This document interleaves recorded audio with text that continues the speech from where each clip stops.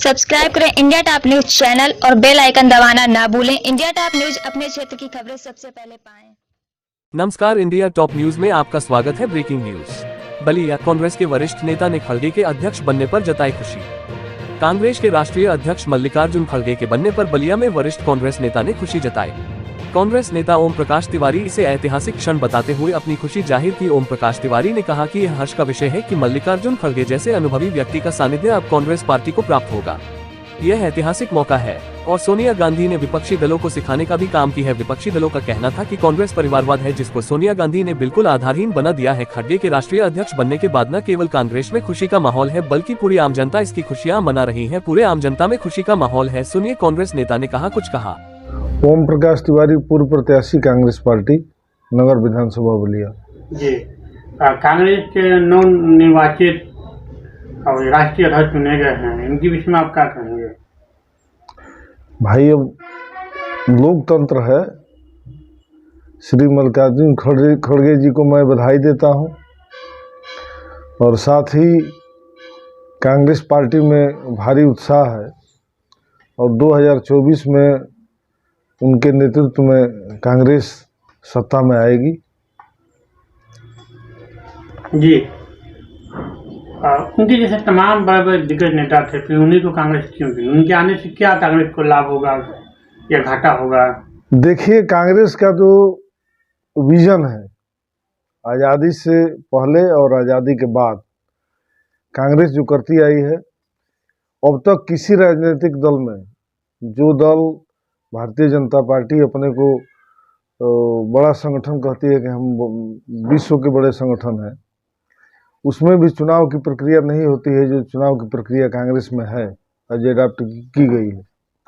दो लोग पर्चा भरे, माननीय शशि थरूर जी और माननीय मल्लिकार्जुन खड़गे जी। चुनाव हुआ, 1075 मत वो भी पाए और बाकी 7000 कुछ मत खड़गे जी को मिला।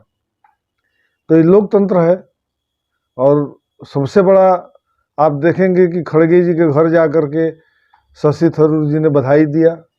इससे बड़ा संगठन में क्या हो सकता है? बाकी तो लोग पता नहीं चलता है कि कब कौन अध्यक्ष हो गया, राष्ट्रीय अध्यक्ष कब बन गया, कब कौन बदल गया। बाकी दलों की तो ये प्रक्रिया है। जी, तो उनके आने से क्या 2024 पर क्या असर पड़ेगा? देखिए, कांग्रेस का विजन केवल सत्ता में बने रहना नहीं है। आप खड़गे जी का बारे में आप जब पढ़ेंगे तो आपको मालूम होगा कि मजदूर का बेटा और काफ़ी गरीबी से आज राष्ट्रीय अध्यक्ष के पद पर पहुंचा है, तो वह कांग्रेस की देन है। यही संगठन है जो एक गरीब के बेटा को, एक मजदूर के बेटा को राष्ट्रीय अध्यक्ष बना सकता है। और जो बदलाव हुए हैं, जो देश जिस परिस्थिति से गुजर रहा है, नफरत का माहौल फैलाया जा रहा है, हम अपने नेता राहुल गांधी जी को भी बधाई देंगे, धन्यवाद करेंगे कि उन्होंने इस कठिन चुनौती को स्वीकार किया और 2024 की बात आप छोड़ दीजिए, 24 अभी समय है। आप देखेंगे कि आज़ादी के बाद 75 वर्षगांठ हम लोग मना रहे हैं और कोई भी नेता या मंत्री 5 किलोमीटर की यात्रा नहीं किया है। राहुल गांधी 3570 किलोमीटर की यात्रा, 150 से अधिक दिनों तक यात्रा चलेगी और ये केवल कांग्रेस की यात्रा नहीं, इसको आप मानिए कि केवल कांग्रेस किसको कर रही है, इसको भारत के लोग कर रहे हैं। भारत के लोग इस नफरत भरी माहौल से त्रस्त हो गए हैं, बेरोजगारी, महंगाई, भ्रष्टाचार से त्रस्त हो गए हैं और यह बात एक गूंगी बहरी सरकार को सुनाई नहीं देती है कि देश की किस स्थिति में खड़ा है। रुपया दिन प्रतिदिन गिर रहा है। आज अभी एक दिन पहले, कल 83 से कुछ ऊपर था। ये दशा हो गई है और देश का वित्त मंत्री कहते हैं कि रुपया नहीं गिर रहा है, डॉलर मजबूत हो रहा है। कब तक लोगों को मूर्खा बनाएंगे? ये लाखों की भीड़ जो चल रही है, इस बात का उद्योतक है कि सत्ता के खिलाफ ये माहौल है। और जैसे ब्रिटेन के प्रधानमंत्री ने किया, मैं आशा करता हूं कि भारत के प्रधानमंत्री माननीय श्री नरेंद्र दामोदर दास मोदी भी इस्तीफा दे करके कहेंगे कि आप दूसरा सरकार बनाइए।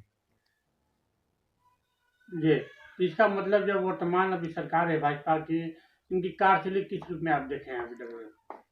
महंगाई के रूप में आप देखिए, बेरोजगारी के रूप में देखिए। 2 करोड़ युवाओं का वादा पूरा किया, 8.5 साल हो गई। 17 करोड़ युवाओं को नौकरी इनको देना था। 10 लाख को अभी अनाउंस हुआ और 7,500 का ये घोषणा हुआ कि 7,500 हम दिए। क्या हो रहा है देश में? देश किसी का गिरवी थोड़े है। हम वोट देते हैं, वो हमारे मालिक थोड़े हैं। हम लोग, जनता चुनती है, जनता मालिक होती है। ये वो लोग भूल गए हैं कि जनता द्वारा जनता की बनाई गई सरकार होती है। किसी के थोपने से, किसी उद्योगपति, 1-2 उद्योगपति को पूंजीपति बनाने से ये देश नहीं चलने वाला है। और जनता इस बात को समझ चुकी है। गांव-गांव में लोग इस बात की चर्चा कर रहे हैं। यह जो परिस्थिति पैदा की जा रही है, 2-4 लोगों के हाथ में पूरे देश की धन देने की जो व्यवस्था बन रही है, यह दुर्भाग्यपूर्ण है और मैं इसकी निंदा करता हूं। और मैं अपेक्षा करता हूं कि माननीय प्रधानमंत्री जी चाय बेच करके प्रधानमंत्री पर गद्दी पर यदि गए हैं, तो चाय बेचने वालों की, उनकी रक्षा करें, गरीबों की रक्षा करें, बेरोजगार युवाओं को नौकरी देने का जो वादा उन्होंने किया है, उस वादे को पूरा करें। ये उनसे मैं अपेक्षा करता हूं और निवेदन भी करता हूं।